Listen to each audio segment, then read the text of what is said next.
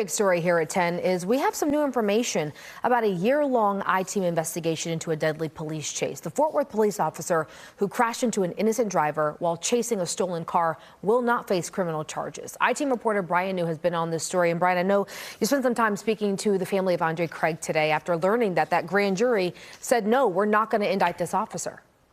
Yeah, when we told the Craig family about the news, they told us that they were disappointed in the grand jury's decision.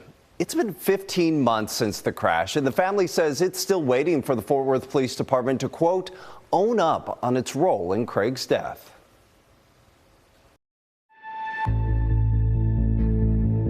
In July 2023, a Fort Worth police officer was in hot pursuit of a stolen car. The speed limit on Evans Avenue is 30. But that evening, according to police records, the chase reached speeds of 100 miles an hour. Meanwhile, just up the road, 57-year-old Andre Craig, who had nothing to do with the chase, was out running an errand when he came to the intersection of Rosedale and Evans.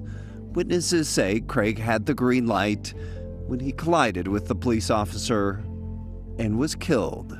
We're talking about an innocent person who was going about the business of their day. And in the process of doing that, he was killed. He was killed.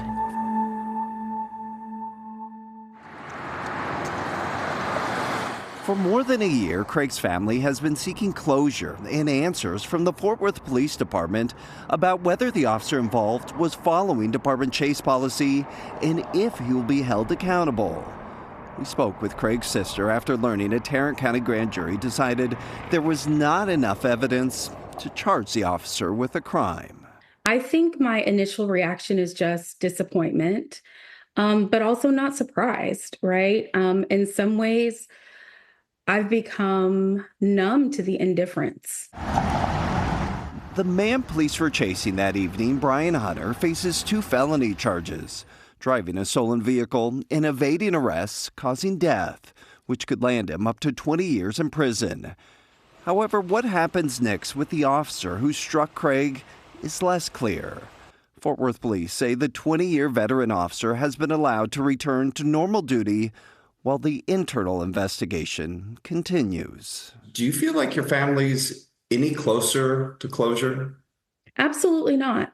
Absolutely not. We don't feel like we're any closer to closure, and it feels like the things that have occurred have just been performative for show, and no real progress has been made at all, and we're not any closer.